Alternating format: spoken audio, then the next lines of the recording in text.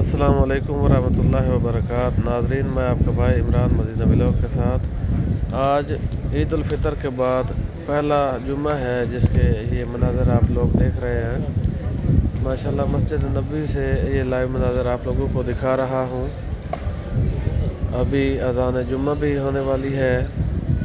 ईद उल फ़ितर की वजह से बहुत ज़्यादा रश है हरम नबवी में, तो सिक्योरिटी ने जो है गेट क्लोज़ किए हुए हैं, बंद किए हुए हैं। और अभी अज़ान भी सुनते हैं और उसके बाद खुतबा जुमा भी होगा, नमाज भी अदा करेंगे। तो आइए, अज़ान का वक़्त हो चुका है, अज़ान सुनते हैं। लेकिन उससे पहले मेरी रिक्वेस्ट है कि आप लोग वीडियो को मुकम्मल वॉच करें, लाइक शेयर भी ज़रूर करें ताकि हर आने वाले नए व्यूअर तक वीडियो जो है वो पहुंच सके। तो आइए, अज़ान का वक़्त हो चुका है, अज़ान सुनते हैं।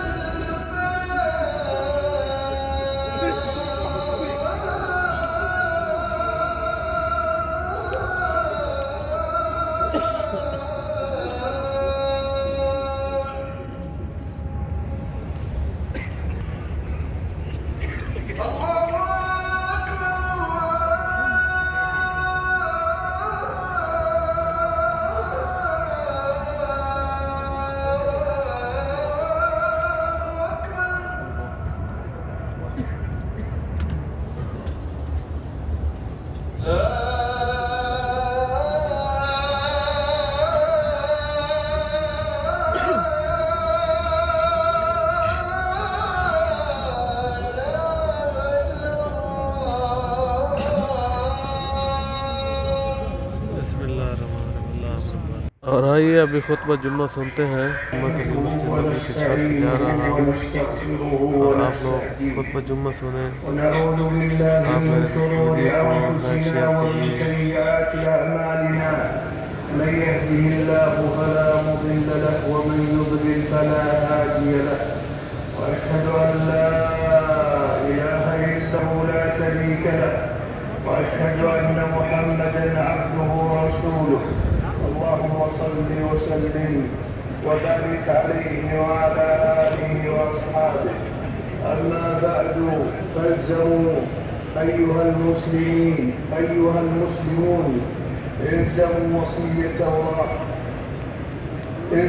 وصية الله لكم بتقواه سرا وجهرا تفوزوا دنيا وأخرى.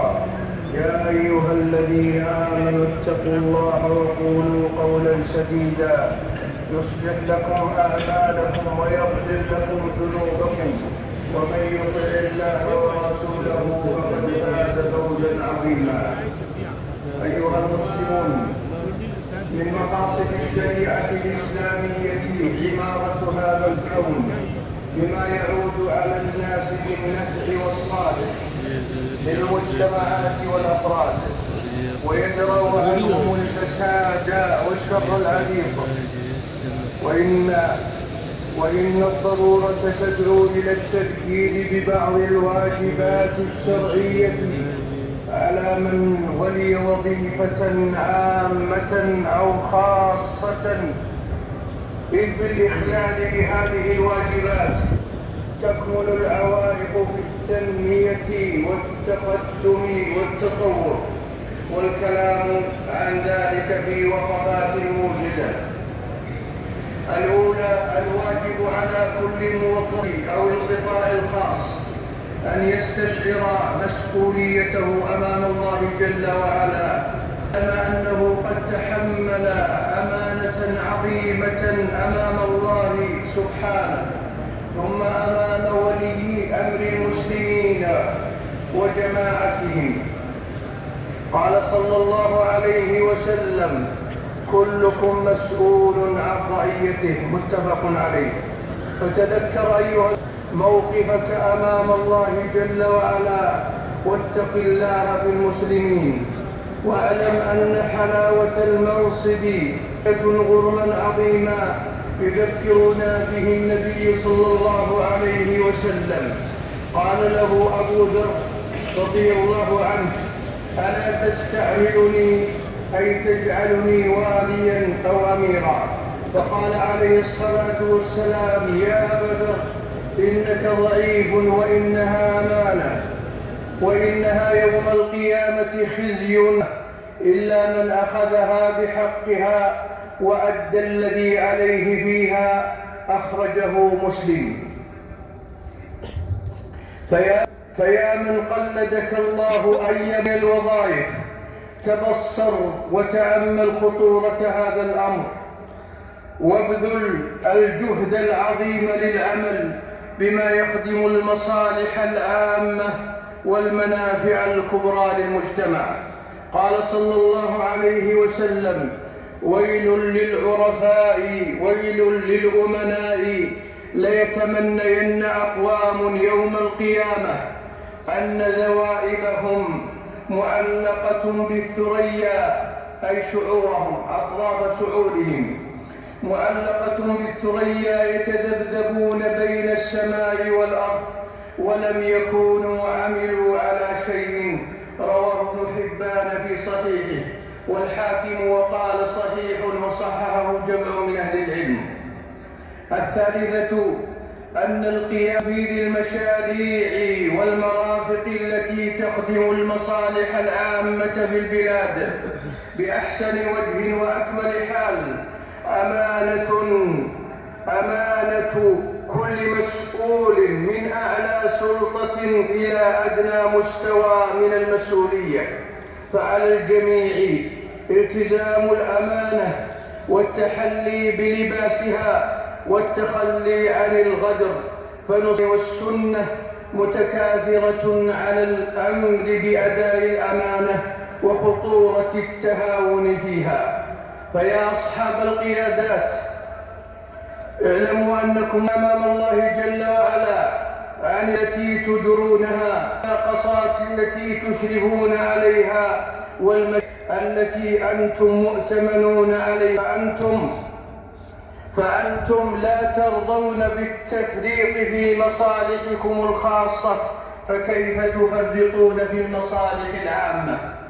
عن أبي هريرة رضي الله عنه عن النبي صلى الله عليه وسلم قال: إنكم